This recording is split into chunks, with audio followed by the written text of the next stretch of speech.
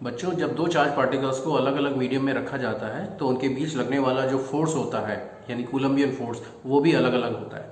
यानी कि कूलम्बियन फोर्स इस बात पर डिपेंड करता है कि जो उस मीडियम के पार्टिकल्स हैं वो कितना परमिट करते हैं।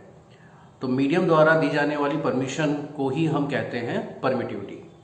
तो जैसे अगर हम दो चार्जेस को अगर पानी में रखें तो उनके बीच जो फोर्स लगता है वो 1/80th टाइम्स रह जाता है उनके बीच जो फोर्स लगता है जब वो एयर में रखे होते हैं। तो एयर के मुकाबले पानी में लगने वाला फोर्स बहुत कम रह जाता है 1/80th टाइम्स।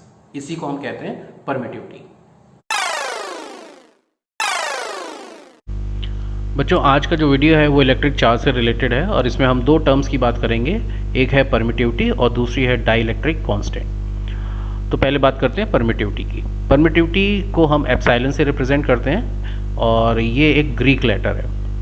तो होता क्या है कि जब दो चार्जेस को हम अलग अलग मीडियम में रखते हैं तो उनके बीच जो फोर्स लगता है वो भी अलग अलग होता है। यानी कि एयर में अलग लगेगा, पानी में अलग लगेगा, ऑयल में अलग लगेगा। ऐसा क्यों होता है? ऐसा इसलिए होता है कि जो अलग अलग मीडियम के पार्टिकल्स होते हैं वो अलग अलग परमिट करते हैं मीडियम में जो चार्ज पार्टिकल्स हैं उनके बीच लगने वाले फोर्स को। जैसे अगर हम पानी की बात करें तो पानी में जो फोर्स लगता है वो 1/80th टाइम्स रह जाता है एयर में लगने वाले फोर्स के। ऐसा इसलिए होता है क्योंकि जो एब्सोल्यूट परमिटिविटी है पानी की वो 80 टाइम्स ज़्यादा है एयर के मुकाबले, और इसी वजह से जो फोर्स होता है वो पानी में कम लगता है जबकि एयर में ज़्यादा लगता है, और इसी को हम कहते हैं मीडियम की परमिटिविटी। तो बच्चों, अब बात कर लेते हैं डाइलेक्ट्रिक कांस्टेंट या फिर रिलेटिव परमिटिविटी की। तो जैसा कि नाम में ही लिखा हुआ रिलेटिव परमिटिविटी, तो ये क्या होता है कि दो अलग अलग मीडियम की जो परमिटिविटी है उनका रेशियो होता है और इसे के से रिप्रेजेंट करते हैं जो कि एक ग्रीक लेटर है और ये होता है कप्पा। ठीक है, तो के क्या होता है कि दो अलग अलग मीडियम में जो परमिटिविटी है उसका रेशियो होता है, यानी K is equal to epsilon upon epsilon naught. यहाँ पर जो एप्सिलॉन है वो किसी मीडियम की परमिटिविटी है और एप्सिलॉन नॉट जो है वो वैक्यूम में परमिटिविटी है। ठीक है, तो अब हम जानते हैं कि जो कूलम्बियन फोर्स होता है अगर हम वैक्यूम में निकालें दो चार्ज के बीच में तो होगा F vacuum is equals to 1/4 epsilon naught Q1 Q2 upon R²। यहाँ पर जो एप्सिलॉन नॉट है वो वैक्यूम में परमिटिविटी होती है ना। ऐसी अगर हम मीडियम में निकालें फोर्स तो होगा 1/4 epsilon Q1 Q2 upon R²। यहाँ पर एप्सिलॉन होगा मीडियम की परमिटिविटी।